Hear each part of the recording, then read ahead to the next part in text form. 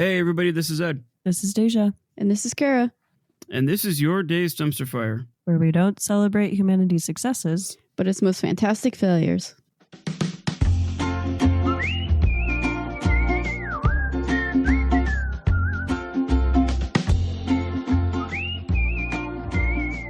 I swear to God, one of these days I'm going to fix that intro so that's not like a 5-minute wait for it to start.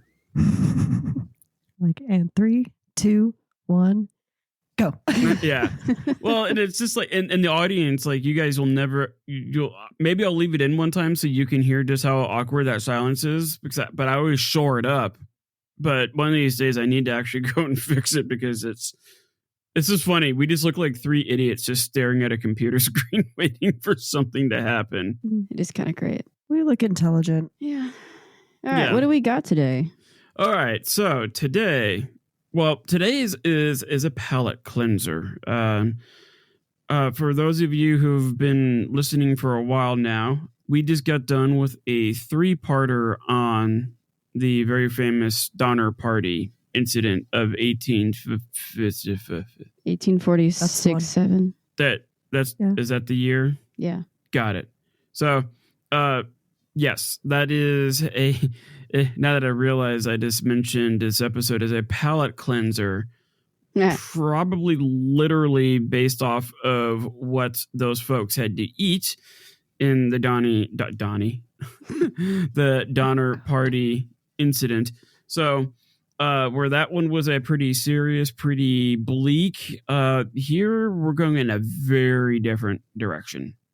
The question that I have for you, and kind of given light of recent events in our lives, have you ever poured your heart and soul into something and only to find out that it is something that is viewed as a failure, but yet in the grand scheme of things, it really wasn't?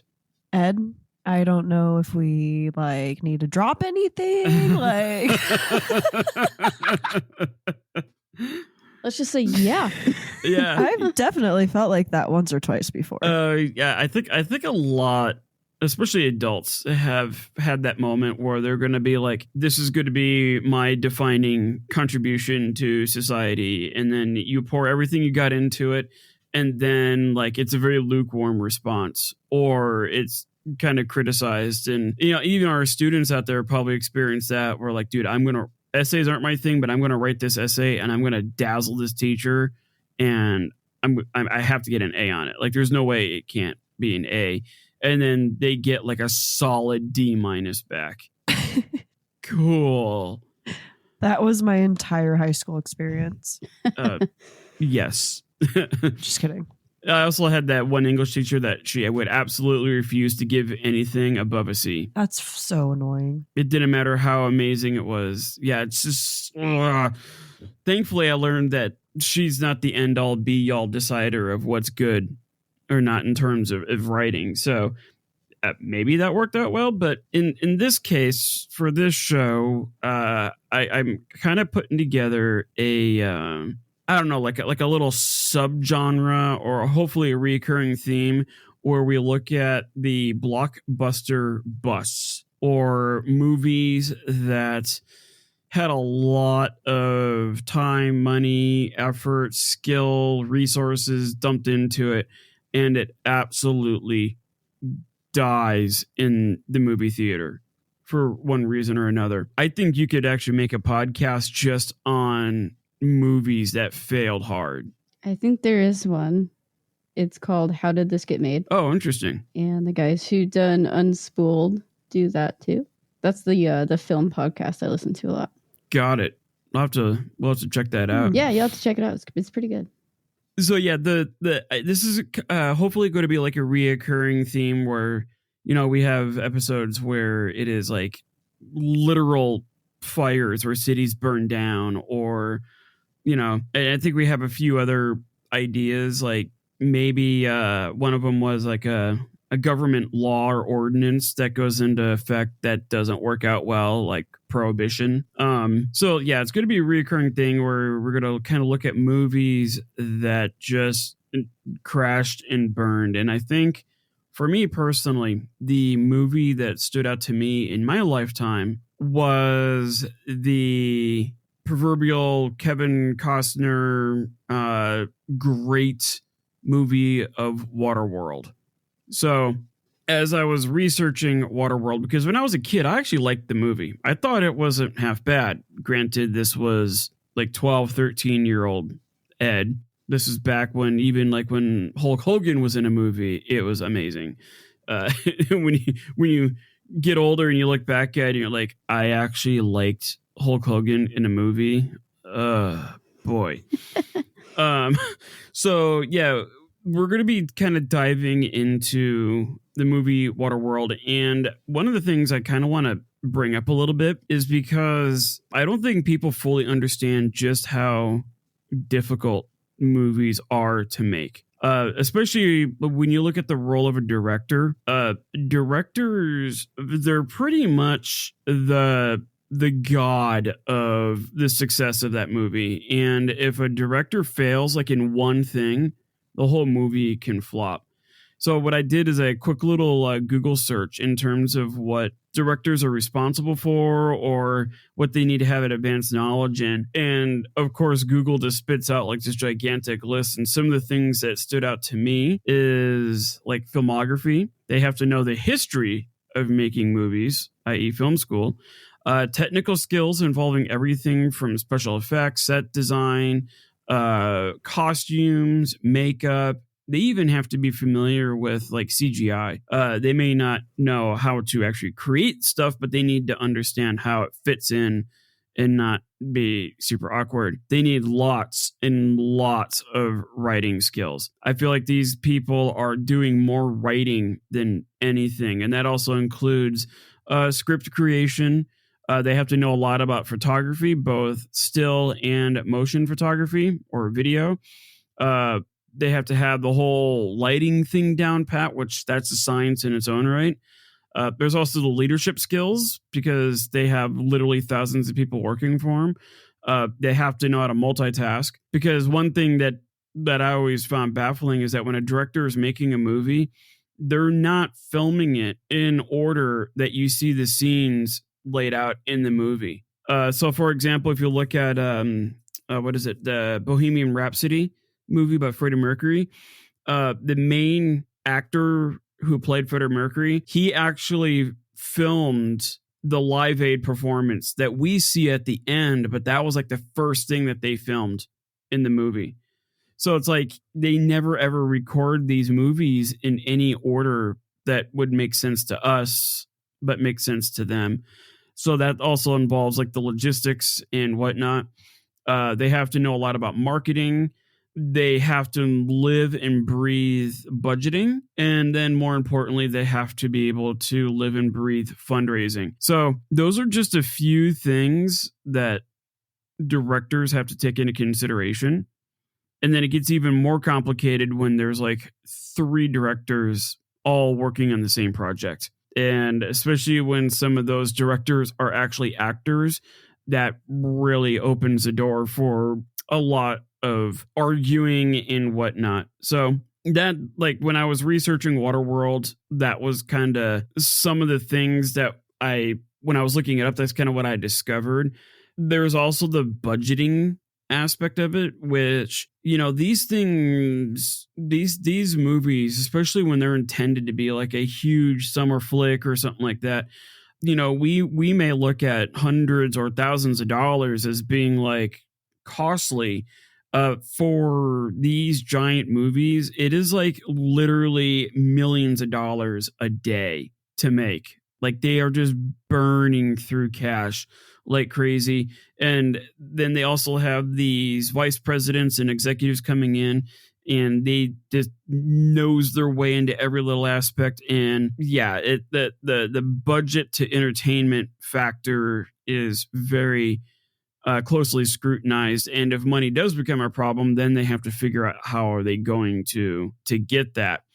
So while we're on the topic of Waterworld, which had, at the time that it was made in 1995, it was the most expensive movie ever made. And then shortly after that, Titanic came out. And now you look at budgets today and they just dwarf the movies from the 90s in terms of cost. Like today, a blockbuster movie, just the advertising alone is more money than what would be spent to make a movie back in 1995, which to me is hilarious. But I'll have these charts here that we'll put in the show notes or on our website, thedaysdumpsterfire.com, where you kind of see, like, okay, we take like Star Wars 2015, a production budget of $533 million and worldwide gross over $2 billion. It's insane, isn't it? That is just a wild amount of money. Pirates of the Caribbean on Stranger Tides, which I didn't even think that was that fantastic of a movie, but that came in about $380 million and it grossed over $1 billion worldwide. Oh, Avatar was up there for a long time. Yeah. Avatar was up there. Where was it? Oh yeah. Avatar: Way of the Water, $400 million to make, and it came in at $2.3 billion.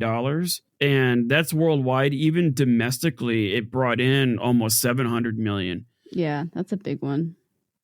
So yeah, it's just crazy to see the amount of money that these movies are dealing with. And then conversely, it seems like for every one movie that is a huge blockbuster hit that brings in a ton of money, you have like 10 or 15 of them in between that are just absolute disasters.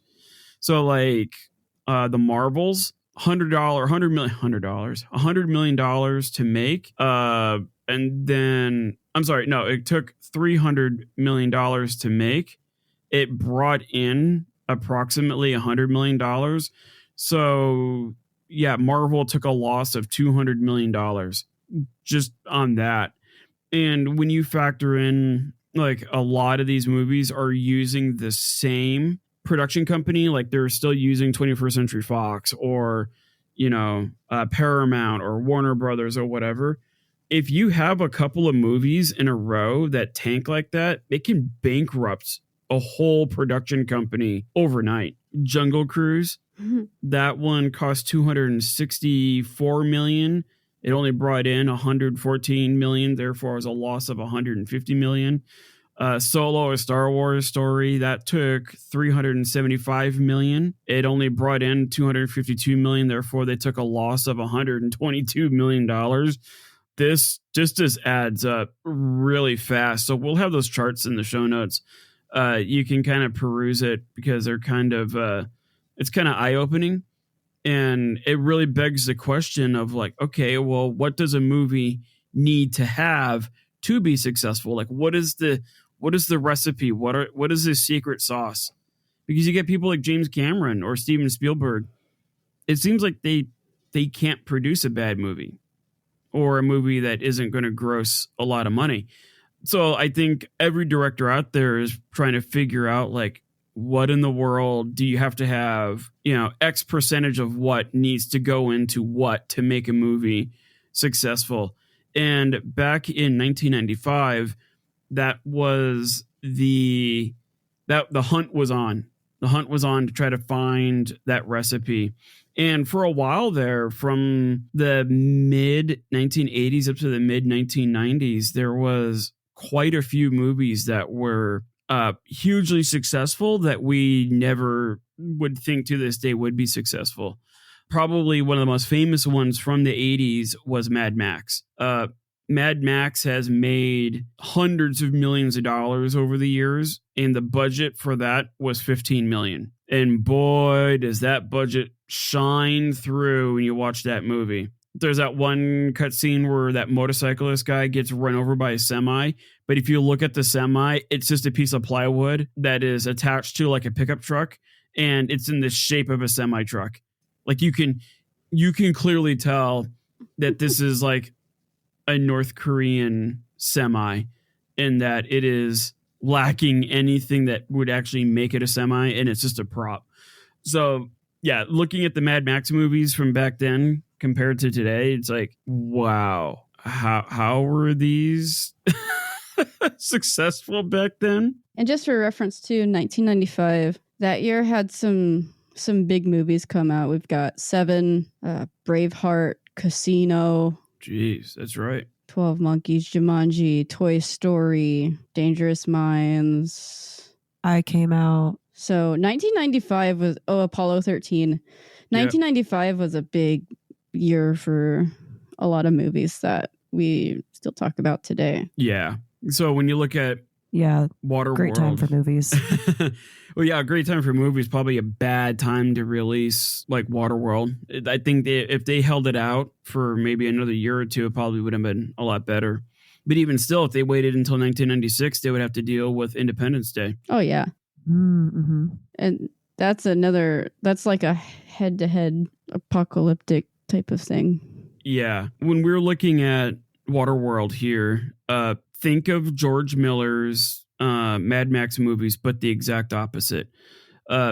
George Miller, he grew up in like the middle of nowhere, Australia, and he based his movies off of kind of like the desolate wasteland of Australia, where it's just dirt, dead grass. It's just a very bleak place. And that's the reason why he kind of set the stage for the whole Mad Max series. Even the Furiosa movie that came out is even more based on that. In 1990s or 97, in 1979, Mad Max struck a chord among its audience due to its post-apocalyptic future where humanity and civilization has completely fallen apart, and the once vitriol fertile Earth was wrecked by war, pollution, and all that stuff. And while the movie was beyond cheesy, the special effects were special, I guess you could say. The audience loved it. And the subsequent Mad Max movies were made, and they still are very popular even to this day. Let's fast forward to 1985. A very young screenwriter, just fresh out of Harvard. So that podunk little school. I mean, nothing major comes out of Harvard these days. Nothing special. Yeah, no, it's like nothing special at all. No, it's just Harvard. Just run down and it's old. Yeah, it's a very old school. Yeah, it's kind of ghetto. They'll take anybody. She ghetto. But yeah, no, there's young screenwriter came out. Peter Rader. I keep wanting to say radar. It's not. It's Rader. But I apologize, Peter, if I call your last name Radar. It's actually Rader. He watched the Mad Max movies and he was enthralled by it. And he came up with an idea that was so amazing that there's no way it could not sell in theaters. So Rader had a vision where it would be possible to take like the Mad Max world, and you can always tell a Mad Max movie because of the outfits. The costumes are just so over the top. They're just finding, like, for body armor, they're literally finding anything that you would never want to use as body armor, like wearing cast iron pans or football apparel or, just whatever you could find in a trash heap as a form of protection, which now to look at it, the Fallout series is big on that. Yeah. They somehow made it look really cool. Yes. I got to give them credit for that. Yeah. The outfits in all the Mad Max movies are amazing. Yeah. And I think a lot of it, too, is that George Miller lets the actors kind of like... They have a say. Pick and choose what they want to wear to a certain degree. Yeah. So Rader was like, okay, I see the Mad Max movies. I want to take it up a notch. And I still want to have like these over-the-top characters, over-the-top costumes. I want to be able to use the latest and greatest of the pyrotechnics and all the stuff that George Miller didn't have back in 1979 to create a movie where instead of everybody's living on a wasteland, everybody's living on a waste ocean. In 1985, we were politically or geopolitically across the world. There was all this talk about like global warming was starting to come out. There's like the Kyoto Convention, the idea that, hey, we need to start making cars more efficient, fuel efficient. less car emissions and all that kind of stuff because they were worried that the polar ice caps would melt. And basically what radar did was like, instead of using the wasteland of Australia, it's more like the ice caps melted and suddenly the entire world is underwater. All of Earth is just a giant ocean. In reality, if the polar ice caps melt, the ocean will rise. And I can't remember the exact figure, but it's like inches, not thousands of feet. There's not that much water in the ice caps. But hey, we don't need to focus on that. But even still, the ocean's going up even a few inches would be devastating in a lot of respects. Not to mention the weather would be absolutely crazy just because of all the stored energy in oceans and all that heat and all that kind of stuff. Yeah, the weather would go crazy. But we're not going to worry about that. Well, actually, we will worry about some hurricanes here in a little bit. Great. Basically, he had this idea of a Mad Max movie on the ocean, and for the most part, the premise behind this movie isn't all that bad, right? You have an anti-hero. He's like a loner guy who travels the world in some weird catamaran thing. I think in the movie they called it a trimaran. So it's like, imagine like two canoes held together with some poles and whatnot. And a trimaran is like three canoes. And then you have like these sails on it that I guess they can go super fast. I don't know much about them, but they're very distinct looking. I guess the key component is one person can operate it. So yeah, you have a loner character. He's like an anti-hero. He doesn't like people. He kind of makes bad decisions. And he's living on this weird trimaran, kind of going from one floating settlement to the next.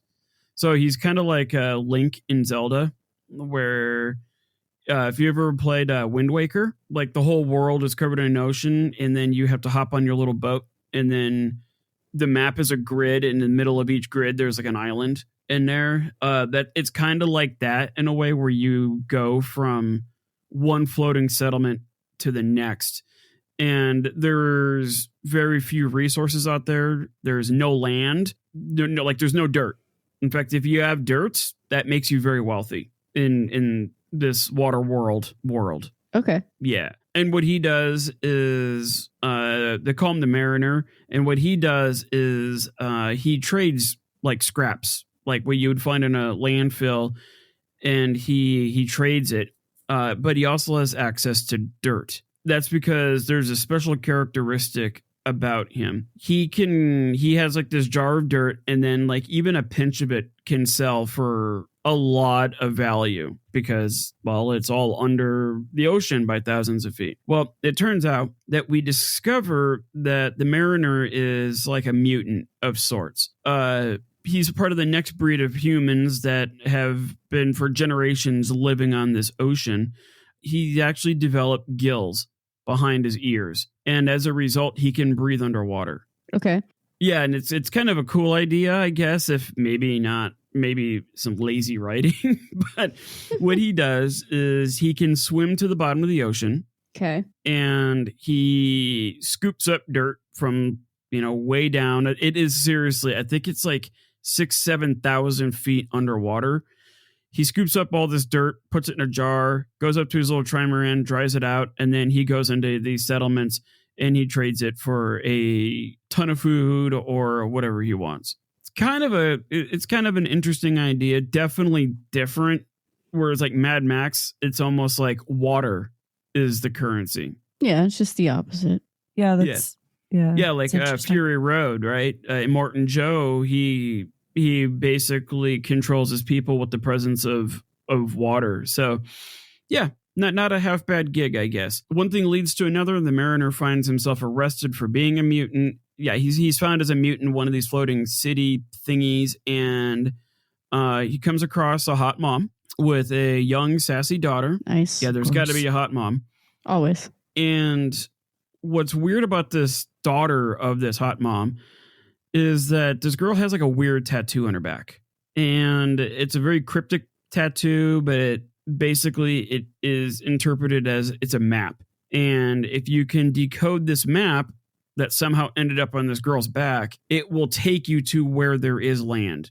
And this whole movie is all about this mariner guy who somehow gets stuck with this hot mom and sassy daughter.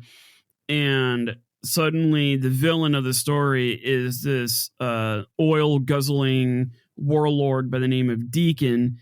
And again, he looks just like somebody that you would see from a Mad Max movie, just wearing all sorts of weird stuff. He has an eye patch and all that kind of stuff. And his personality is a little over the top. He was actually my favorite character in the movie.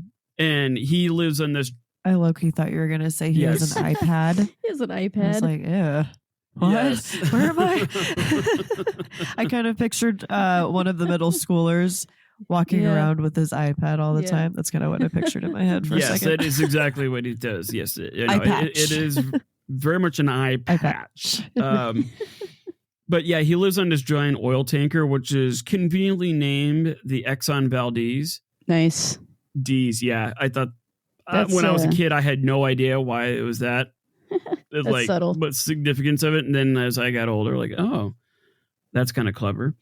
But yeah, he's taking this giant oil tanker, and so he has like unlimited oil, and he's like fortified this weird tanker thingy, and then he's got a whole horde of bad guys that follow him around on jet skis, and he's like a gang leader of sorts, kind of like Toe Cutter from Mad Max or Immortan Joe from Fury Road.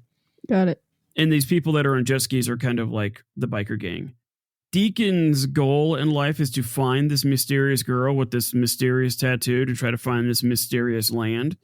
And then it turns into this cat and mouse game where Deacon is trying to get the girl, but then Mariner is trying to protect the girl because he has a change of heart or whatever. He doesn't really even care about these two people, but typical movie fashion, he eventually falls for them and is like, okay, I got to protect him. Long story short, Deacon is destroyed. And basically the Mariner, hot mom, and sassy daughter, they get in like I think it's like a hot air balloon or something like that. And then eventually they find land. And what is interesting. Balloon, huh? Yeah. I think it was a hot air balloon or a plane. I thought the same plane? thing. I was like, oh, Yes. That's a new one. Hot air balloon. Okay. I No, hope it's a hot air now that I balloon. look back at it, I think it's a plane, and the character that has the plane is actually Jack Black. That's funny. Oh my gosh. Why didn't I this know. movie do well? I hope it was a hot air balloon. I hope you're incorrect and it actually was a hot air balloon. Piloting the with hot Jack air Black in balloon. it. I know. I'm thinking about it. It was definitely an airplane. Yes, it has Jack Black in a very young Jack Black, and he plays the same part in there as he does in all of his movies. And long story short, they find land. And what's interesting in the director's cut of the movie, they find like this island and they walk around on it, and they see stuff on there that you would find on top of Mount Everest. Like they find pictures up there. They see a plaque commemorating Hillary and him making it up in the 1900s as like the first guy to climb up top. So basically the island that they found is basically the tip of Mount Everest. Got it.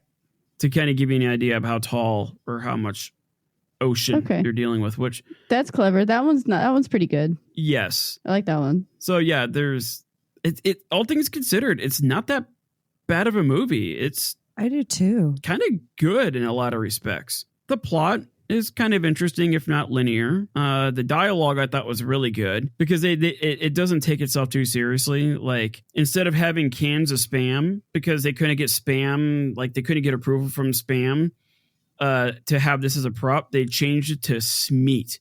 Sick. Yes. I love that. That's disgusting. I have found Right? a new hated word. Deja, we're gonna have to find this movie and watch it as adults. I've got a list. Like the movie won awards. Like it won best costume design in the Saturn Awards, and it won a few others too. But yeah, the big thing a lot of people really give the movie credit is its special effects because there was no CGI, and it was filmed in an ocean, not on a stage. So like it gets a lot of credit for that. The writing for it was for the most part decent, given how many people worked on it. There was 36 various writers that worked on it. Wow, that's a lot of people. Most of them quit or got fired. Oh, Yes. That's a good amount. There was, and I'm going to go into a little bit more detail on it, but the writing part of it, like they didn't even have the finished script when they started filming. They had no idea how the movie was going to end. And it got so bad that they brought in a very young Joss Whedon to like, hey, can you finalize this? Can you fix this? Yeah. Can you polish this turd? And then he eventually quit. Oh no. Push this turd. Oh no. So yeah, and the special effects are very impressive. A lot of people got injured making this movie. But yeah, there was little to no CGI. Granted, 1995 CGI was pretty janky, all things considered. New technology. Yeah. It was just a baby. Yes. You got to start somewhere. Actually, she was a fairy. Like Toy Story. The reason why they made the toys or the characters' toys is because they didn't know how to make human skin look right CGI wise. So they just like, okay, we can make everything plastic. Yep. That was the idea behind it. It was really smart. Yeah. No, but there's that short where they had the baby at the beginning of it, and it looked really weird, super creepy. Yeah. It looks a little janky. Yeah. But because they didn't know at that time that when you look at human skin, you're actually seeing light bouncing from a few layers down. Skin is actually kind of translucent in a way. So like when you look at somebody, you're seeing like the first 2 or 3 layers. Yeah. Like water. Yeah. So once they figure out how to put that in CGI, then they can make skin look a lot more natural. But that has nothing to do with the movie. True. The special effects was kind of like, think of it as like a Marvel movie today, but all practical.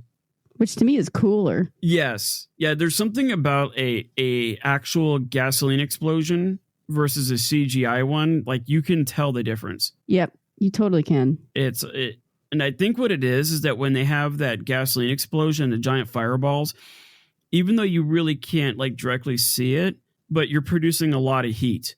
And that heat kind of, in my opinion, kind of messes with the atmosphere a little bit, and it gives it a very different effect than say like a CGI fireball. Like it's fine. It works great, but you can tell. Yeah, for sure. I agree. So for a movie where gasoline and oil is almost as prevalent as any character would be, because you got land, and then that's like the gold, and then you also have like oil and gasoline, which is kind of like if you have access to gasoline, you have power. That is it's kind of like that today, just in general. Like if you own all the oil mines or the oil wells, you're a very powerful person. So it's almost like they were trying to make a statement back then. And not just thinly veiled behind the Exxon Valdez. So the special effects coordinator, his name was Martin Bresson. And he worked on movies such as The Abyss, Volcano, and then the near and dear classic Escape from LA. I just watched that movie for the first time like 3 or 4 months ago. Yep. It was great. It's a cult classic. Yeah. Yeah. I liked it. You'll have to remind me, and I'll didn't they have it. like a young Kurt Russell in it? Yep. Yeah, okay. Sure did.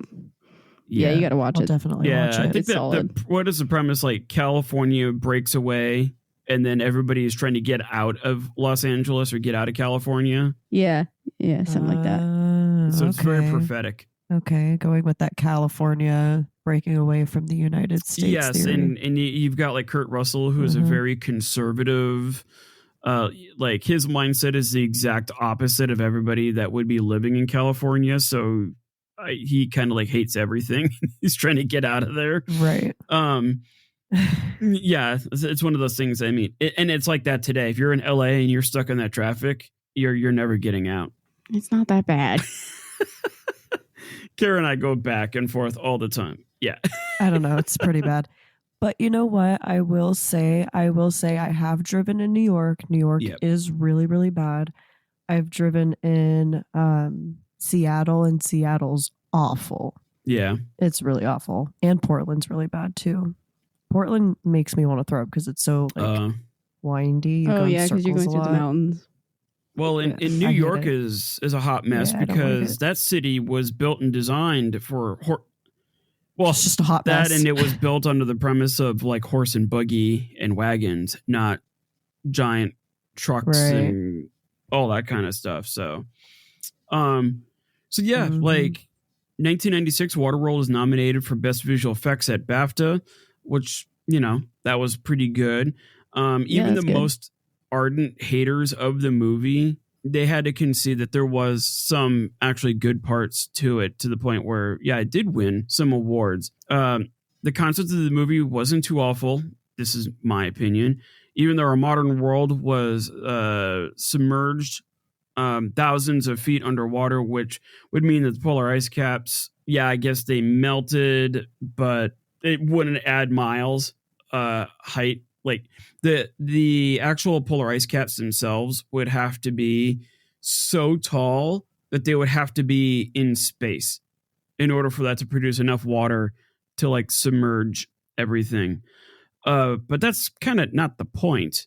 It's just, how do you create a world where it is a wasteland, but not blatantly plagiarize the Mad Max movies? But there is a vibe of believability to it in Waterworld. Like, how would I dress? How would I behave if I was in this world where there was no land?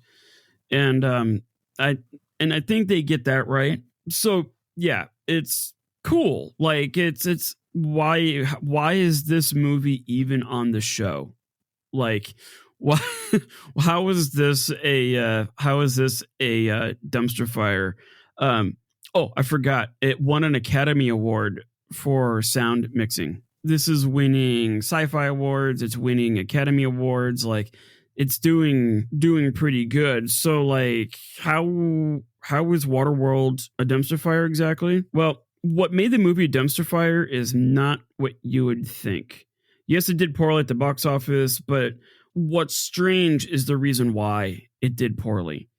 And we're going to kind of break down like the major stuff in there, but there was one component, and it's not what you think. There was one piece that ruined it for everybody that worked on the movie. The biggest, well, first let's take a look at the major players. So the biggest player on the movie was Kevin Costner. And Costner took this project on as like a passion project. He actually has a thing for post-apocalyptic movies. A few years after he made this, he did The Postman, which is a very famous sci-fi book, and it tanked as well. But again, I read the book. I like the movie. It is what it is. Like, Kevin Costner really wanted to try to make a post-apocalyptic movie do well. For those of you who may not know Kevin Costner, he up to this point, he starred in a few movies like The Untouchables. There was Field of Dreams. He was the main character in JFK. He starred next to Whitney Houston in The Bodyguard. Oh, and he also, in 1990, he directed a tiny little movie called Dances with Wolves. Isn't he in Yellowstone as well? Yes.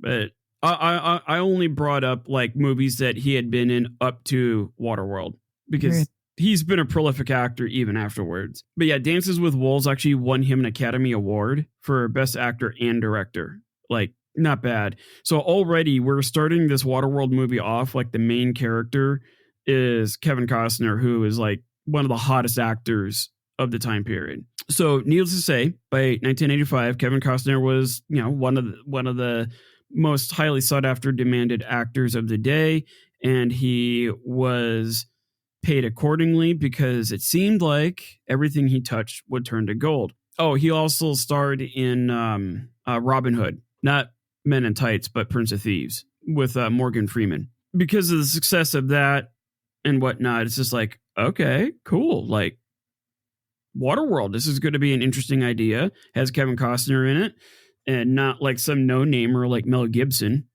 in Mad Max, because that was his first movie. So again, we're trying to find that equation of what makes a movie super successful. We are checking the box of you got to have an A-list actor. So the other major player in the making of this movie is director Kevin Reynolds. Born in San Antonio, raised as an Air Force brat, Reynolds would actually become a lawyer. He gave up his law degree. So like he was a successful lawyer and he's like, screw it.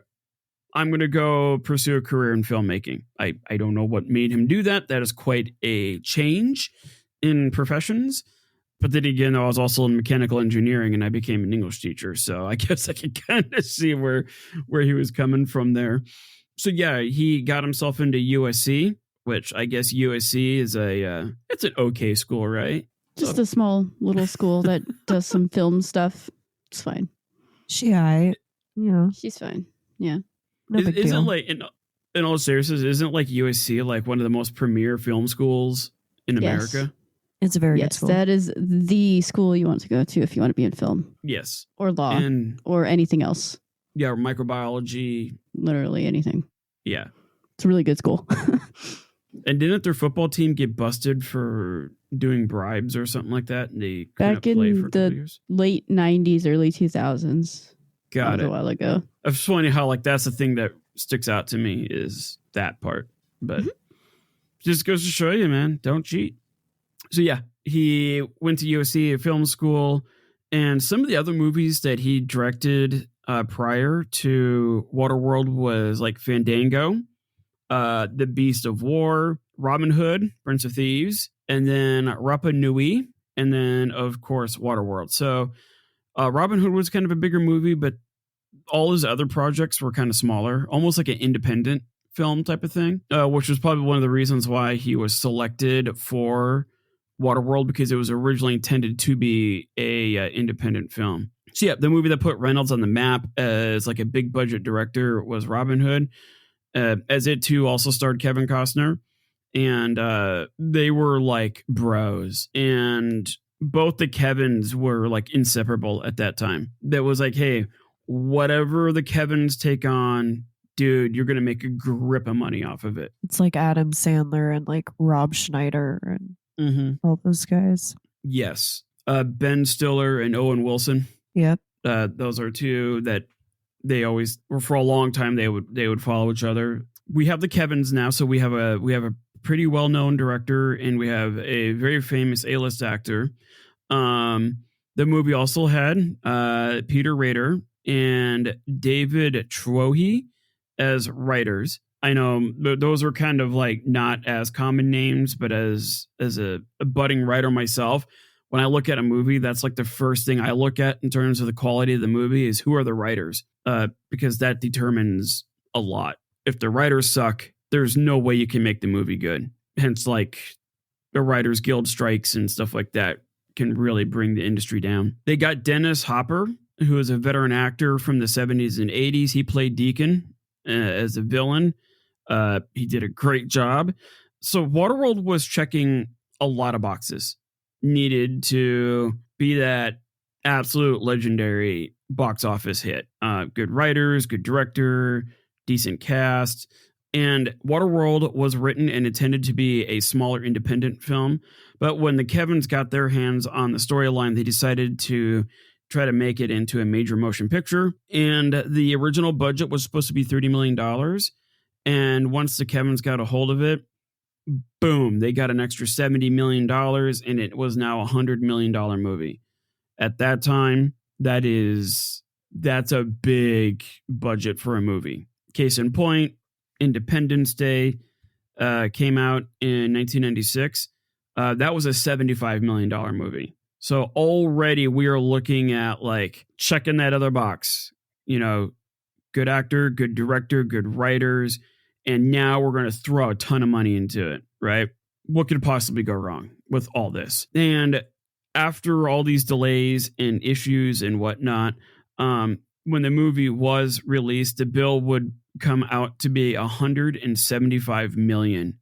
Or by today's standards, that would be about $210 million. That's pretty pricey for the 90s. That's expensive. Yes. And for me, this movie's 30 years old. Yeah. Like when I did the conversions, like, dude, I think Kara, you were what, 3? Yep. I was Well, being born. Just barely turning 3. And Deja, you were like 3-4 months maybe. A baby. A child. Yeah. A babe. Yep. Just a babe. One of you was just out of diapers, and the other one was living in diapers. Literally pooping in diapers. Correct. Exploding. Meanwhile, I think I was in the 3rd or 4th grade. And yes, I was not wearing diapers at that time. I was like, but Maybe you didn't say if you were wearing diapers or not. So. Yeah, nothing about the diapers. Maybe You pull-ups here and there, but Oh God. Just on bad days. We'll talk about that later. I'm a big kid now, right? So, according to an article from the Wall Street Journal, that the year Waterworld came out, and if we factor in the advertising and the cost of releasing the movie on, that's right, cassette tape. Oh yeah, dude! Like we're teaching students that don't even know DVDs, Let alone VHS. Yeah, or VHS. Like It's crazy. I literally watched my students try to touch screen operate a Walkman. Oh no! wow. Like, I'm not even joking. He was like, how do you turn it up? I was like, there's this thing on the side, you scroll it. Yeah. Yeah, it's like a Yeah, little, It's like you a little know, like, wheel. You have to scroll it. Yeah. Yeah. And there's no touch screen. Like, everything you have to push a button or scroll something. And you have to put something inside of this, which is a disc. You can't just play anything when there's nothing inside. You have to have a disc. And So for is it whatever CD reason, player? You can't jump. yes, don't You jump, cannot jump. don't run. You cannot. Don't even think, because it will stop. Yes. Yeah, it'll It'll- jump. It'll stop. But also, do Yeah. not. Huh? There was a CD player walk that we all had when I was in junior high and high school, where you would hold the CD player like a book onto your side, and that Yeah. arm never moved. So when you would walk, you know how your arms kind of swing when you walk? The CD player arm would never move. Otherwise, it would skip. That's how, yeah. Yeah. I remember being on the bus and like we would go over the like speed bumps and my Walkman would skip and I'm like, oh crap. I'd have to like open it and like Check the disc. like, you know, huff on the Make sure it's front and okay. then wipe off my fog to make sure it's clean and put it back in and But man, start it up, go back to the song I was on. Oh, those yeah. things were incredible, though. I had one that Honestly, I missed those days, and I had a special one that my mom got me for tax return season, where it would record ahead like 20 seconds. It would record. So so like you could like jostle the Walkman or the CD player, and it wouldn't skip because it recorded ahead like 20 seconds.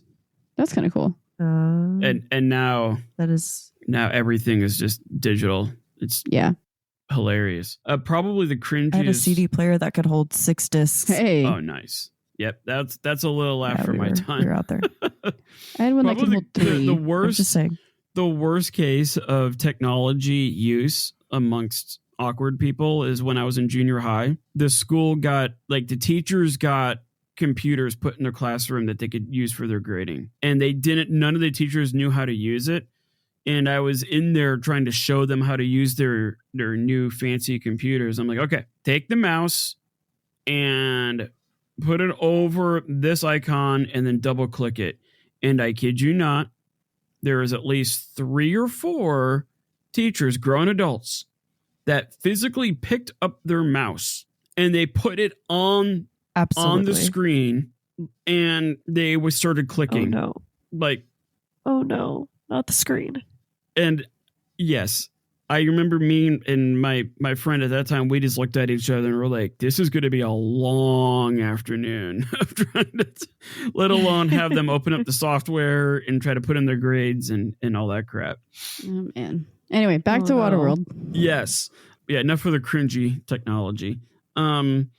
It was originally intended to be an independent film, but obviously we just found out that it ballooned to like $210 million by today's standards. And at that time that the movie was made, and if we factor in the cassette tapes, the ancillary costs, the advertising, the whole works, Waterworld would need to gross more than the top 2 highest earning movies the summer prior. So there was Speed, which was $121 million, and The Mask, which was $119 million. So that movie, Waterworld, would have to outperform those 2 movies from the year prior combined in order to turn a profit. Like, that's a gamble. That is, Woof. yeah, that's also high stakes. Doubling 2 of the highest grossing movies the year prior. Okay. Both Kevins had visions of making Waterworld the largest movie ever produced, and in a way they accomplished that until Titanic came out in December of 1997. Both men really wanted to create a rich and detailed world that wouldn't scream cheap or corners were being cut. I think it was this vision that caused the original film timeline to go from 3 months to 7 months. So 3 months to do all the principal photography, and then it ballooned to 7 months. And we'll get into like what happened there. What the Kevins wanted to do was introduce scope and breadth and portray a world truly covered in water. They didn't think the movie would look authentic enough inside like a studio in like a giant water tank. I get that. I can see why they would want that. I see that. And after all, the Mad Max movies, they were pretty much filmed outside. Like they were just filmed in the middle of nowhere in Australia. According to Rader, who stated in Yahoo News, Spielberg was unequivocal. Do not shoot on water. So this is coming from Spielberg when he gets done with this project. He's like, you're going to need a couple of shots on water, so use a second unit for that. Do all of your coverage in a tank or on a stage. Don't do that. And Spielberg would be the guy to listen to, because he had a nightmare of a time trying to film Jaws back in 1974. So Jaws was all filmed in live water, and the complexities of it and the fact that you are having to rely on weather behaving was an absolute nightmare. I don't know if you've heard of Steven Spielberg, but even back then, he was pretty on top of it. Didn't Steven Spielberg also, wasn't he a part of directing the Twilight Zone movie? That I'm not sure. Twilight Zone, the movie? Kara? That was a catastrophe in itself. I was just talking to Kara about that one. I think he might have. I don't know if he was, but I think he was. I'm checking right now. A part of it, at least. Yeah, I'm not sure because I don't think I saw that. I feel like he was a part of something because he also said, I don't remember. I'll have to look into it and let you know, but I feel like he was a part of it. Let us know. So Twilight Zone, the movie, had 4 different movies in it, and each of those 4 movies had their own director. One was Joe Dante, John Landis, George Miller, which I'm very familiar with, and Steven Spielberg. Okay. There's one that was like an absolute catastrophe with like a plane crash. I'll have to figure out what it is and let you know later. Yeah, because that could be another episode right there. Oh, 100%. But yeah, no, Spielberg, he's like, guys, I tried doing this filming on live water thing in 1974 with Jaws, and it was just too much of a hot mess for him. Spielberg argued that trying to build sets in the middle of the ocean is way too unpredictable, and when the weather does change, it's usually like a hurricane, or at a bare minimum, it's going to be something catastrophic. During the initial filming stage of Waterworld, $22 million was spent on building. Remember, the original budget for this movie was going to be $30 million. So $22 million was spent on building a floating atoll in the Kauai. Yeah, it's a harbor in Hawaii. Say it, say it again. Say it as best as you can. Kauai. Let me look at the notes because I'm going to be able to help you with this one at least. This is the one time I can help you with pronunciation. Don't ask ever again. Ever again. Ever, Yeah, I ever, think it's ever. kawaii. Kawaii. Kawaii hey. It would be kawaii hey. Kawaii hey. Okay. Sorry. Kawaii hey. Kawaii hey. So yeah, they built a $22 million floating atoll. So when you watch the movie, there's like this weird like city thing floating in the middle of the ocean. That was all practical. That was all done as though it was an actual thing. I just realized that made no sense. It was built in a way that it was like, hey, we don't want to film like parts of this. We want to be able to film the entire thing like as a legit floating city. The thing weighed over 1,000 tons.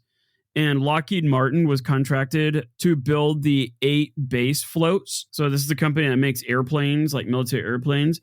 Yeah, they came in and they built the 8 base floats and counterweights to give the 1/4 mile wide city.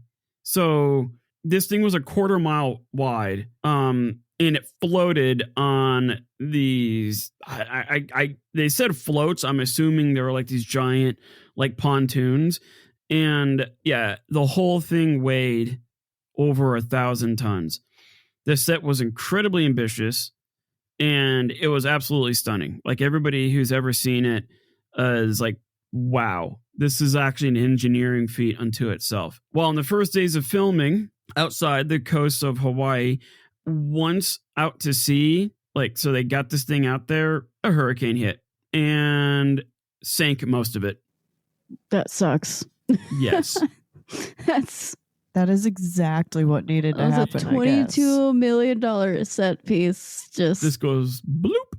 Goodness. Right down the drain. Yes. Yeah, you're literally flushing money down the drain. I could only imagine if they had email back then. I could just see Steven Spielberg just sending the Kevins an email being like, nothing in the body of the email. It would just be in like the subject line? The subject line, it just says, I told you so. Or LOL. Yeah. Yep. Or bloop. WTF. So WTF, bro. So remember this was supposed to be a $30 million movie, and yeah, $22 million was set or building was spent just building one thing. So yes, this hurricane hit and sank the entire thing. So it had to be dredged up, and then they had to spend tens of millions of dollars rebuilding it. Oh. It cost tens of millions of dollars to make it. Ouch. This wasn't the only set that got damaged by, go figure, unpredictable oceanic behaviors. Another set called the Bartering Outpost sank completely. So this first set, the biggest one, I think like half of it sank, and it was just like at the bottom of the harbor. But this Bartering Outpost completely underwater. Yes, it was a smaller set, but they had to just rebuild that thing from the ground up. So yeah, it was a bit cheaper, but was still in the range of like close to $10 million just to. And gosh. I think that Bartering Outpost was only in the movie for a few minutes. Sick. Oh my god, that's wrong. Yeah. Yep. That's wrong. That's foul. Now, the original movie was like 3 hours long, and so they chopped out a lot of it. But from what I understand, if you get the director's cut, there's a lot more in there about like that bartering outpost and stuff like that. So I just picture what it's like for the like the set crew and the special effects crew that spent so much time putting that together and engineering it and building it and making it look beautiful and like paint and building and just all the things that it takes to just to make it, not even the money, and it goes underwater. Yeah. Oh, which really goes to show you, like, if this was the real life, the real world, a city like this could never even exist. Yeah. It would just sink. But wait, it gets better. Of course. So the weather issues continue to plague the cast and crew of the movie every day. This was just the behavior of the ocean. It was every day they had to battle it. And the initial recording time was going to be 96 days. And this 96 days for the crew was considered the worst 96 days of their lives. When filming in the middle of the ocean, other problems began to arise because, like, very rarely was it ever beautiful. And then the days that it was, they had to be out in the middle of the ocean trying to film all this stuff. And Reynolds was big on getting multiple different shots at the same time. This was kind of his spiel. It's like, okay, we're going to do this explosion and I want like 5 different camera angles. And then he would go back through the editing phase and pick the one that he thought was best. So every action scene, every explosion, every gunshot, every action scene had multiple different cameras out there. And what sucked was that it took forever to get these cameramen out there and these like 200-pound cameras on these little floating dinghies out in the ocean. And there was all these boats that they had to kind of keep an eye on because they didn't want a boat to be accidentally in the field of view of another camera. So they had to like strategically place these little dinghies all over the place. And the intensity of the practical effects made it so that the cast would have to go in for costume / makeup changes, which would take hours because those folks that would do the costumes and makeup, they were on a boat. They were in a much bigger boat miles away because you can't have that. You can't have that accidentally pop up in a movie. And there was no cool way to get rid of it. So the actors would have to hop into a little dinghy and then they would have to spend like an hour or so getting out to the costume makeup ships. And meanwhile, the cameramen were just floating out in the ocean, surrounding the set and whatnot. And then the currents would kind of push them all over the place. So where Reynolds wanted to get like 5 different angles of the same shot, now, like by the time these actors came out, like hours and hours and hours later, everything would change. Like the angle of the sun would change, the lighting would change, the batteries on the cameras would die because they'd just been sitting there waiting this entire time. The crew or the cast would come back out, and then the little dinghies for the cameramen were all over the place. So then they had to like go back and reposition everybody all over again. And by the time they got all the cameramen positioned, then the cast had to go back to the ships to change their costumes because now was a different time of day and their costumes wouldn't look right on the camera or their makeup wouldn't look right on the camera. So then they would have to do it all over again. And there was many, many, many times where they couldn't film a single thing because they had to constantly be changing costumes, constantly changing makeup. And then when they get the crew back out there or the cast back out there, then they would have to go back and spend hours repositioning all the boats. And then That's a nightmare. Yes. And you have to have some really skilled cameramen too, because if you think about it, they're on a boat in the middle of the ocean. What do boats do in the middle of the ocean? They bob and they move, and you're not going to get a still shot, so you have to move with the ocean somehow. Or I'm sure there's techniques to do it, but you have to have a really good cameraman to get that done. The body strength you need for that. And it was exceptionally hot. And then we also got to factor in, because it's the ocean, and you were mentioning it, they're bobbing up and down. Yeah, like ocean sickness would kick in, which would pose another batch of problems. And the one thing to remember about these cameramen is that film that they use, that cellulite, is really expensive and it is heat sensitive. So it could go bad pretty quickly. Much of the crew, including the cast and stuntmen and women, suffered extreme bouts of seasickness, while the ocean didn't care about how much vomit was being expelled on a daily basis. There was a slight issue of accessing the bathrooms. There were no bathrooms on site. Awesome. Yes. I guess you could say most of the men didn't care because they would just pee off the side of a boat. The women a little bit more complicated. And I think even some of the women were like, screw this. I'm tired of spending an hour on a jet ski going all the way back to a ship to pee and then come all the way back out. So some women even figured out how to pee off the side of the boats themselves. Holy, a skill. Yes. A skill and dedication and persistence. Yes. Respect. And also too, like, there was no privacy. So yeah, it was an interesting time for sure. Most of the cast and crew consisted of men, so that was fine, peeing off the side. After all, men kind of have the hardware for it, but there were a few women on there, including the main actress, and there were like stunt actresses and stuff like that, and they kind of lacked the hardware to pee off the side of a boat. Then there is the part involving the expulsion of solid waste from both men and women, and that became a little more complicated. The nearest bathroom was thousands of yards away, and it could take hours for a boat to arrive and escort the people doing pee-pee dances and poo-poo dances. It could take hours, and they could be in the fetal position just waiting to explode or suffering from the meat sweats the entire time, as men always seem to get. And they could be out there for hours waiting. Otherwise, they had to act in that condition.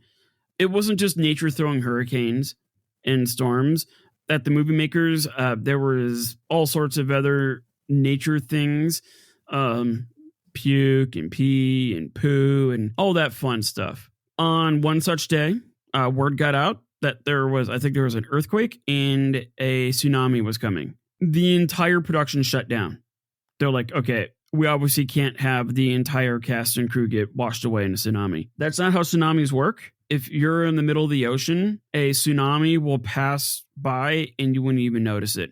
You don't see the big wave or anything until it hits the reef barriers of land, because all that water hits it and then it goes up and over.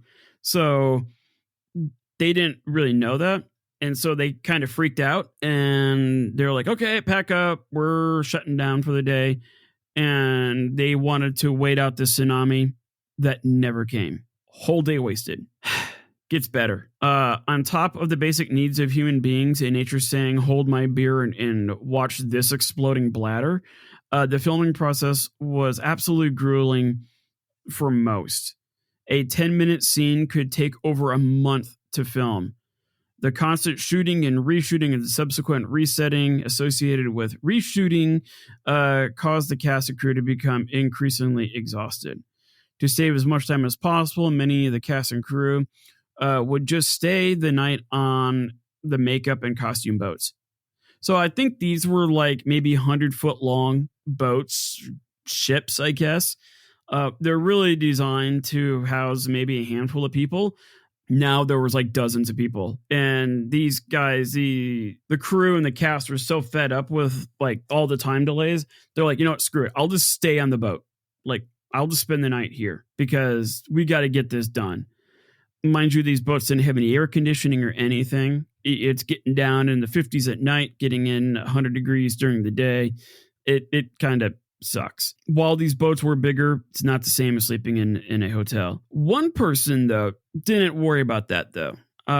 Turns out Kevin Costner, part of his agreement to join this project was that he wanted a beachfront villa in Hawaii at a cheap little price tag of $14 million. And at the end of each day, he had a special boat come out, pick him up from the set, and then take him to the villa where he had food catered and running water and all that stuff. And he did that every single day. Commitment, I guess. The optics. At the laziest and most poshest. Yes. Yeah, that's probably not optically the most positive thing that you could do in that situation. So even though this is like an ultra diva move, from what I understand, though, Costner was punctual. It wasn't like he came strolling onto set like halfway through. He was like one of the first people there all the time. So I got to give him some credit for that. And he was also one of the writers for the movie, which introduced problems of its own that we'll get into. And he was an executive producer. So he needed to stay somewhere landlocked with communication means so that he could do those two functions, like be the be one of the directors and producers.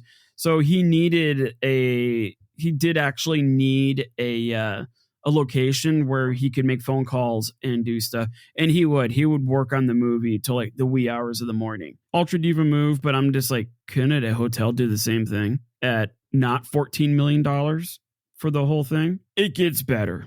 As filming progressed, injuries started to climb. This was tied to long days of shooting and the constant resetting of everything due to camera boat shifting, sun changing positions in the sky, makeup redos, the crews needing to do inconvenient things like pee. On one such occasion, one of Costner's stunt doubles was filming a scene underwater under a great depth. Like, I can't remember what scene it was, but like he was pretty deep underwater and then he came up too quickly. This resulted in the stunt double getting a severe case of the bend, which nearly killed him. If you want more details on how that whole decompression thing works and what it does to the body, check out episode 46, the Byford Dolphin incident. We'll have links in the show notes for you. But yeah, basically, real quick, you go underwater, your blood starts absorbing nitrogen gas from your lungs to kind of like balance out the pressure. And then if you come up too quickly, all that gas in your blood escapes. Like it wants to get out of your bloodstream, and that causes immense pain, confusion, death in some cases. It's a pretty serious thing for a diver to get through. And in some cases, it can get so bad that you essentially explode. So check out episode 46 if you want more details on that. So some stuntmen got stung by jellyfish. Another was almost eaten by a shark. So go figure, you try to film a scene where they have to use pig's blood to make it look like you're bleeding. Apparently sharks like that stuff. So, oh yeah, that is the craziest thing I've ever heard. I feel like that was just a brain fart, type of thing. Yeah. We just got to get this movie done. We have all this other stuff going on. Just throw the blood on him. We'll figure it out. Yeah. Meanwhile, it's not that big of a deal. It's fine. And meanwhile, there's an intern. Like he's still going for his college degree, and he's like, guys, that may like attract sharks. It's like, shut up, you. Give me my coffee. But the pig's blood will attract. I don't care. You don't know what you're talking about. Okay, we're not going to attract sharks. Just go away. 5 minutes later, like, oh, look, we're filming Jaws 2 now. Quickly, get this footage. We're going to need it for the next movie.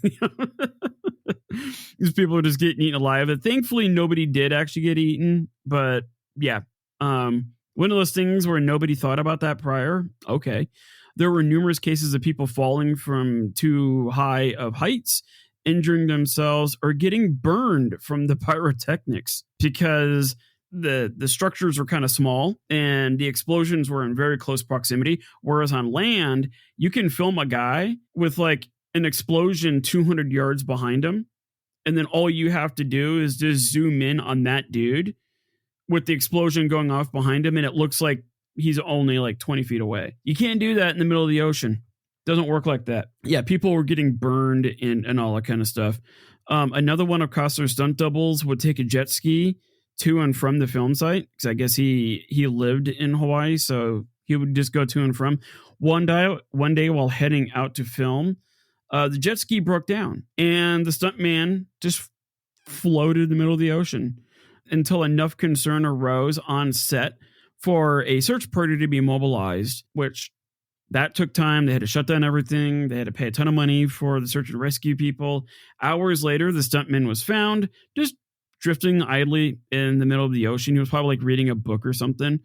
And the stuntman was rescued. Needless to say, the makeup folks didn't have to do much to make him look sunburnt. So that saved some time. Yeah, that's a plus. Silver linings, I guess. Costner nearly died a few times while filming a shot during a storm. Costner was strapped to his trimaran when it capsized, and Costner nearly drowned. So he was on the top mast. The whole thing capsized, and he was like bolted into this thing while it was upside down in the middle of the ocean. Terrifying. That's Yeah. rough. That is Yes. scary. There was another scene where he would jump out of a hot air balloon, and so he would like jump out of this hot air balloon, fall, like obviously he had a rope around him, but it wasn't a bungee rope, it was just a cable rope. Oh no. And they got that mixed up Oh, because you're supposed to fall and then kind of slowly come to a stop, grab the person, and then come back up. No, he had a rope tied around his waist, and he fell like 50 feet and just snapped him right at the bottom. God. Oh gosh. Yes, that messed up his Ow. back, and I think even to this day he has some issues with that. The problem was that Reynolds, he's like, dude, our camera boatmen, they didn't get the angle right because they're just floating in the middle of the ocean. So he's like, all right, Kevin, Bro. right? So he's like, I didn't get the angle, Kevin, I need you to go back up and do it again. And Costner was like, nope. We're leaving it as is. I am not doing that again, because like he still had to film the rest of the movie with a dang near broken back. So the safety concerns got to the point where a substantial amount of money and time needed to be invested to stem the growing list of people getting hurt or nearly dying. So like that now, like every movie is going to have a budget of like X amount of dollars we got to put in for safety. Here it was becoming a sizable proportion or percentage of the making of the movie. It's not like 10%, 5%. No, now we're getting into like 20, 30%.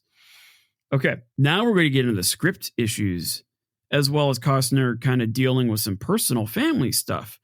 At the start of the filming in June of 1944, the script wasn't finished yet. Now, this isn't necessarily uncommon. This happens a lot. Like they get a movie going and they still need to hash out parts of the script. In terms of Waterworld, it caused a lot of on-set drama, confusion, hurt feelers, all of which would manifest itself in one way or another.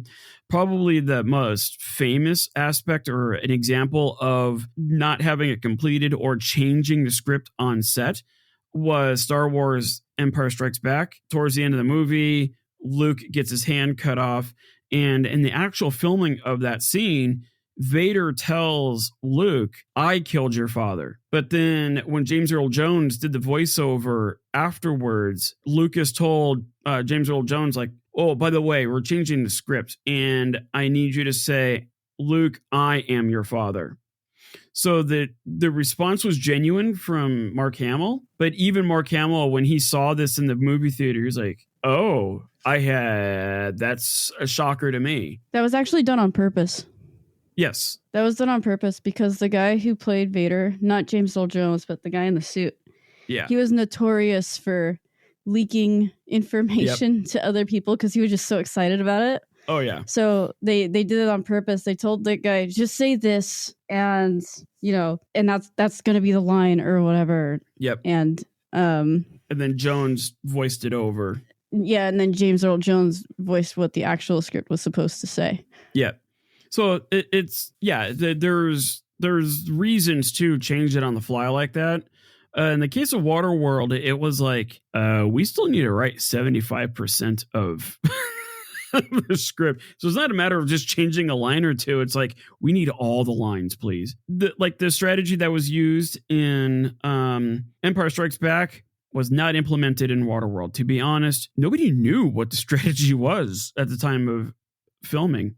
At the end of the day, at the end of each day, Reynolds, Costner, Rader, and some of the other contributors, they literally got together and they worked out what was going to happen the next day. So they were literally planning out day after day after day at the end of each prior day. That includes action scenes, that included materials, stunts. So like you would have people showing up to film a scene and they had no idea what the scene was even going to be until they got there. Talk about winging it. Yes. And I think that kind of worked for the movie a little bit because there's parts of it where, they just don't take themselves seriously. And I think that's just a lot of ad-libbing going on, which works. I mean, if you got a cast with good chemistry, that can work out fairly well.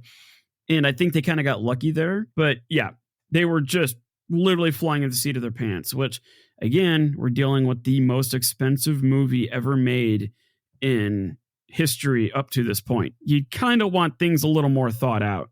That's my assumption. Just a little bit. At least a plot line, a climax. Yeah. Descending action conclusion. This is where we're headed to, guys. So just keep that in the back of your mind. Yeah. Instead of I don't even know what we're having for lunch tomorrow, let alone what we're going to film. Eventually, some of the wardrobe and makeup artists got tired of the constant delays and being forced to change out characters' clothing and makeup multiple times a day. And living on a freaking boat in the middle of the ocean for 96 days. So they just kind of gave up. Eventually, as I mentioned before, Joss Whedon was called in. So the guy who wrote, I think he wrote Age of Ultron. And then he did Firefly. That was one of his major projects. So yeah, the guy, Joss Whedon, definitely has some experience, but at this time he was very young and starting out. They brought him in to try to make sense of things and try to finish the project off. However, even he wasn't able to fix the issue, and he's like, "I'm out. This is going nowhere. I'm having to fight everybody every day just to figure out what's going on." On top of that, during the filming of this movie, Costner was getting a divorce from his wife, Cindy Silva. There was rumors that while Costner was just roughing it in his beachfront villa in Hawaii, there was rumors that he was having an affair with another woman. So I don't know if that's true or not, but hey, somebody's got to keep that bed warm for him when he gets back. That who knows what was going on there, but again, that's a bad look. And the whole divorce cost Costner $80 million or $168 million by today's standards. Wow. That's expensive. That's tricky to try to film. Here you are, a major contributor to the biggest movie ever at that time, as well as you're the executive producer, you're a director, you're the main actor. Oh, and my wife was trying to take everything from me. That's not going to put you in the proper frame of mind. That's not going to put you in the problem solving mode necessary to succeed in this case. Eventually, Costner and Reynolds, the two bros, they had a pretty bad falling out due to all the fighting and differences of opinions and the direction of the movie. What seemed like an unshakable bond between Costner and Reynolds eroded, and Reynolds left the project about 3/4 of the way through the movie. Reynolds is still kind of given credit for that movie. If you look at the credits, it says directed by Kevin Reynolds, but yeah, he's like, I'm done. And it was reported that Reynolds said a little later on that Costner should only act in the movies he directs. That way, he can work with his favorite actor and his favorite director. Oh, man. Right in the kisser. Wow. And I guess they falling out. They're amicable today, but they still kind of have a mutual frustration with each other. They have worked on some projects, but yeah. And then you got Alan Curtis. He was the assistant director. So the assistant director is responsible for being the eyes and ears and the communication between the director and the cast. So he's the go-between. And also the assistant director would be responsible for filming smaller scenes, B scenes, all that kind of stuff. He got tired of mom Kevin and dad Kevin fighting all the time. And so he's just yeah, here's my folder. I'm out. So now we are down 2 directors. As the delays kept mounting, so did the price tag. Due to all the shooting, reshooting, rebuilding, and then reshooting, and then costume makeup changes, followed by more reshooting and shooting that needed to be scrapped for whatever reason, etc. The filming time for this movie went from 96 days to a staggering 157 days. That's a long time to be living on a boat in the middle of the ocean. Oh, that's miserable. And then Costner still had that beachfront villa that they were still making daily payments on. Oh. So that's Wild. And that trimaran. Oh my gosh. That they use as for like one of the main props of the movie. That thing, I think I read somewhere it was like $15 million, and it was custom built. And it was eventually used as like a competition trimaran for like sailing competitions and whatnot. So it got good use, but boy, was that an expensive piece of equipment. Man. With all the delays and the long list of issues mentioned above came the price tag. Initially, the movie was set to cost $65 million. And then about halfway through, it inflated to $135 million. At this point already, we're encroaching on being the most expensive movie ever made, slash, crazy records and whatnot. When it was all said and done, Costner's now solo project cost upwards of $175 million. Now, in all fairness, I kind of want to look at both sides here. Costner did put up $38 million of his own money to finish the project. Because again, this is going to be his baby. This is going to be his legacy. He was going to, this movie was going to be hugely successful because, what could possibly go wrong? I have to give Kevin Costner a little bit of credit. He really was committed to this movie, if nobody knew what was going to happen. Albeit his ego might have been bolstered with the Academy Award for directing Dances with Wolves. It wasn't like this guy was completely out of touch with reality, but it was also like, bro, Dances with Wolves is a vastly different movie than Waterworld in every aspect.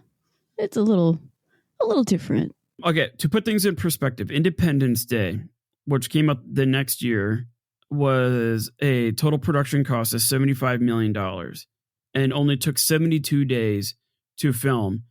And it brought in $817 million worldwide. That's a pretty good turnaround. This means, up to this point, Waterworld is now by far the most expensive movie ever made until Titanic came out. The box office bomb. Waterworld was released to theaters July 28th, 1995, to a sorry United States or a local weekend sales of 21.6 million. Oof. Independence Day opened to $50 million. So, Independence Day cost half as much and doubled the amount of money on opening day. Yeah. Yes. Gosh. All in all, the domestic box office brought in $88 million. Domestically, Independence Day raked in over $306 million. Worldwide, Waterworld fared way better. It was a popular movie more outside of America, and it brought in $264 million. So that's not too bad. Remember, the movie cost $175 million. So technically speaking, Waterworld does eventually turn a profit, but boy, it was rough while it was in theaters. Independence Day, when it came out, and its worldwide gross income was over $500 million. So it seemed like, dang, yeah, Independence Day was half the cost, half the time to put together, and it doubled in revenue in all metrics than Waterworld.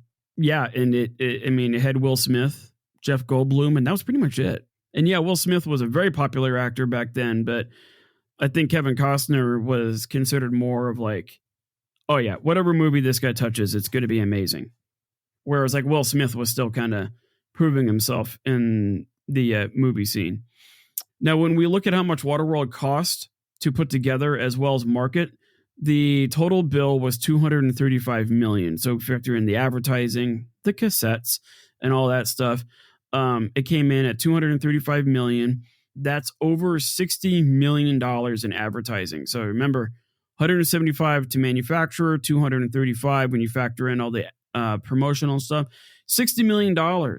That's more than what most movies cost to produce at that time period. $60 million, you can make a relatively mid-budget movie off of that. And that was just in advertising. In the end, Waterworld did turn a profit with the addition of international sales and the sales associated with VHS cassette tapes. it seemed like Blockbuster, many people don't remember this, but there was a time where you would go rent movies in cassette form and bring them home, and then you would have to like rewind them before you returned them and all that crap. Hey man, Blockbuster was the best Friday night ever. For me, it was Hollywood Video. That we had one close to our house. I did both of those, but yeah, every Friday night. So yeah, it seemed like Blockbuster helped pull Waterworld out of this disaster, and also had a pretty successful television release. That's in large part thanks to the women. There was supposed to be a nude scene in there with the main female actor, and she's like, "No, but we need a nude scene." No, we don't. What can we give you to do a nude scene? No, I'm good. Okay. All right. Well, we're axing the nude scene. And I think because of that helped the movie do better on television, because you don't have to edit that out and stuff like that. And props to the female actors. Like, no, I'm not doing it. Like, I'm glad that she put her foot down and stood up to these guys. I also got to give the guys a little bit of credit too, that they didn't push it too hard, because they kind of propositioned it like, hey, nude scene, we'll pay you extra money or whatever. But they didn't like ruin her career because she didn't want to do it. So yeah. But the fact that you have to say good on the men for not ruining her life, that kind of sucks. Yes. That's what I was thinking too. I was like, we shouldn't have to say. That's like how far we have to set that bar down. Like, yes, good on you guys for not being complete douchebags. But also, I look at this industry and how women are treated in the movie making industry is absolutely deplorable. That's the only reason. Yeah, it's better now, but it used to be so bad. Yeah. Like, even now, it's a little bad, correct. but yeah. It was. It's a rough industry. Yeah, and that's the reason why, like, when Kevin Reynolds brought that up and they tried to proposition her and she said no, and she was pretty firm on that, they backed down. And given how that industry treated women at that time, I kind of have to be like, okay, cool guys, you didn't make this too bad. You didn't coerce her and stuff like that. So, which is good to see in that industry. That, boy, that casting couch, man, the history of the casting couch could tell through the decades is scary. That's why, like, I really wish Marilyn Monroe was still alive today, because how she was treated even as a teenager was horrendous. And the stuff she had to do with these talent recruiters and these directors and whatnot, yeah, it is so shameful.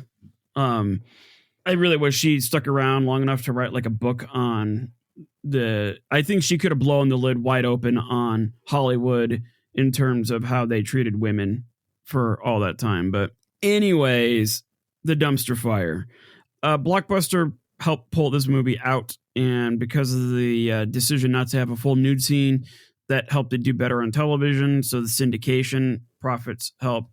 And the media had an absolute field day from the minute the cameras started to roll. And now we are getting into what I think is the root cause of this dumpster fire. Waterworld was a movie that was very closely tracked by tabloids and news agencies across the world. And when you think about the big names that were in this movie, that immediately brings the attention with them. And as these big names were in there, they had news agencies and reporters coming out left and right, paparazzi. You had people that were kind of like living. They had their own boats out in the middle of the ocean, and they were using that to kind of spy on the set.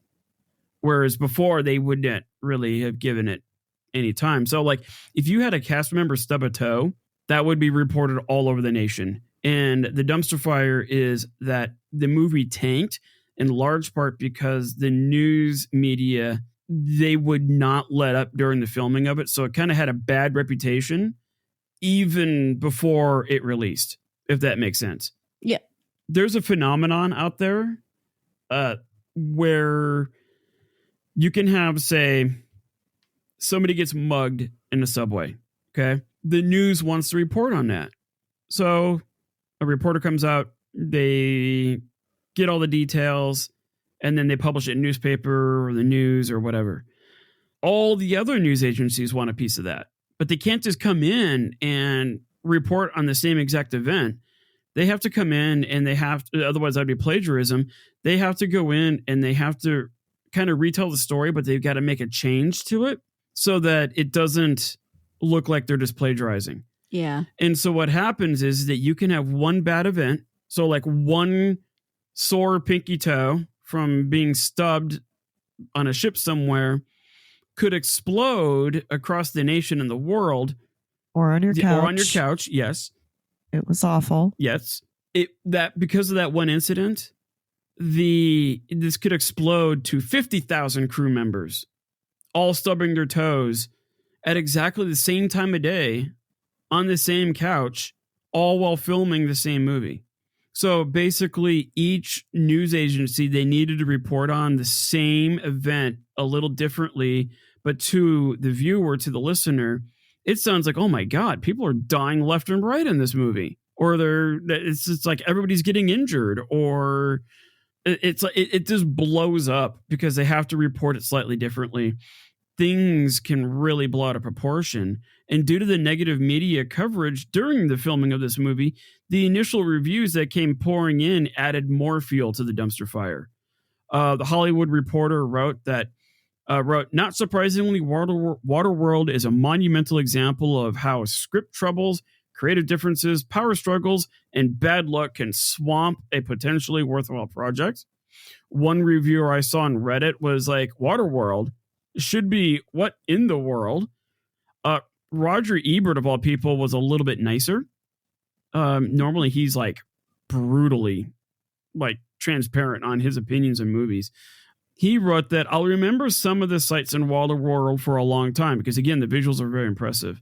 But I won't necessarily want to see them again. But he did kind of give the movie praise for its production value, special effects, action scenes, and all that. So, like, cool.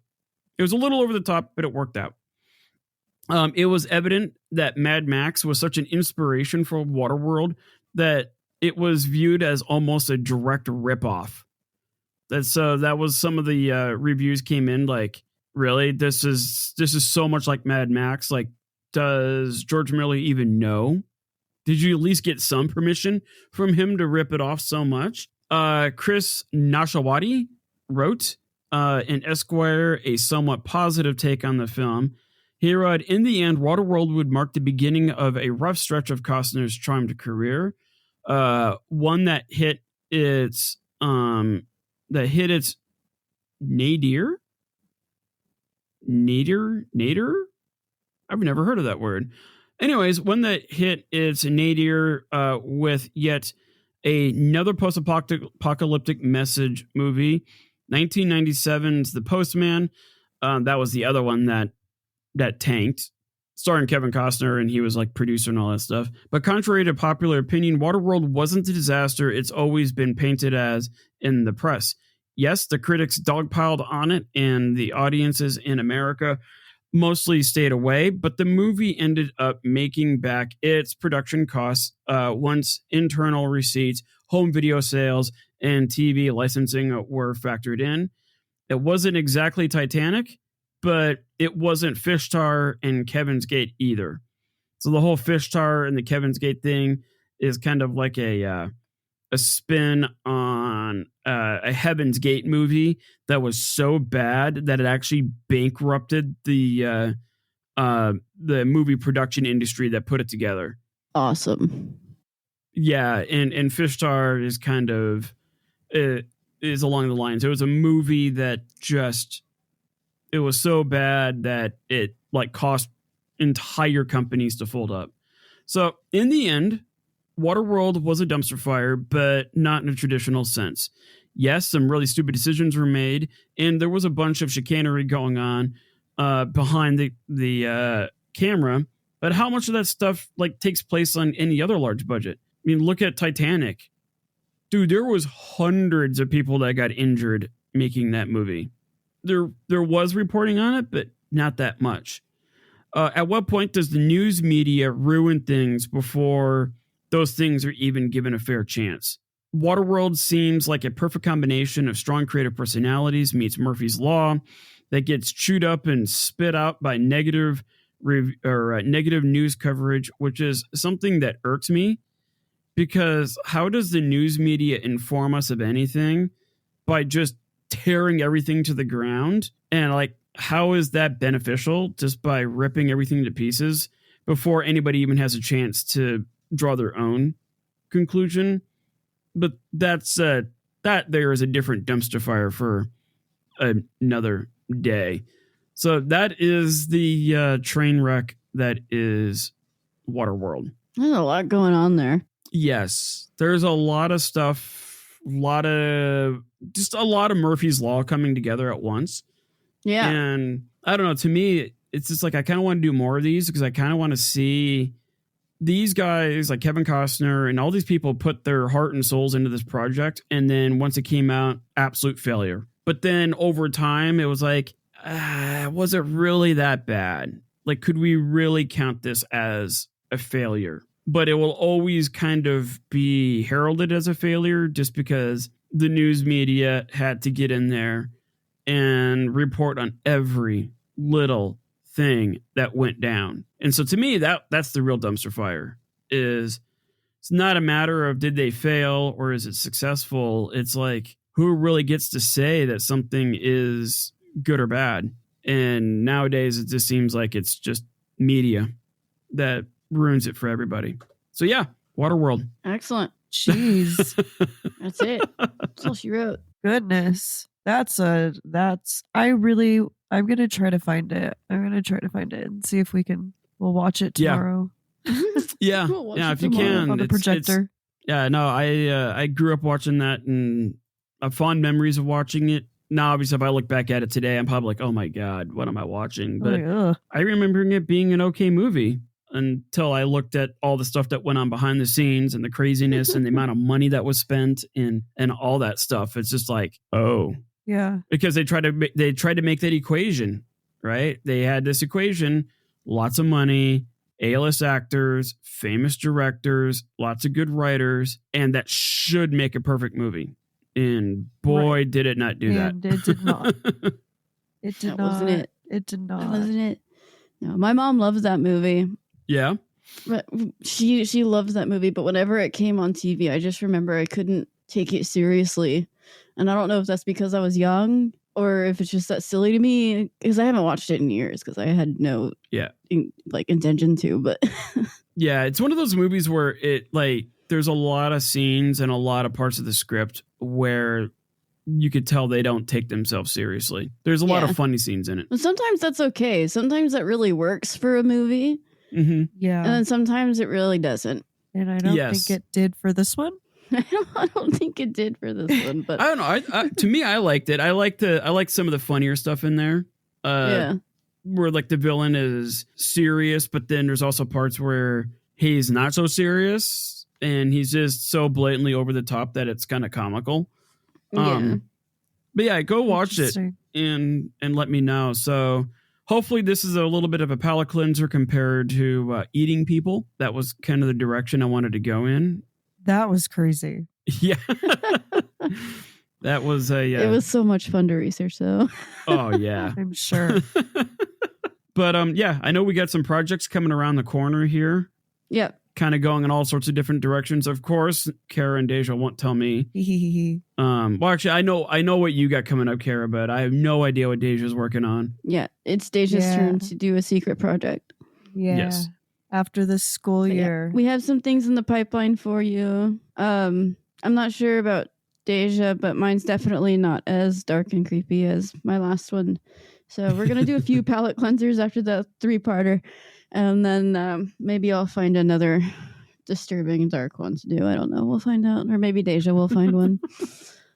I think the one that I'm going to do and I'll only tell you this, Ed.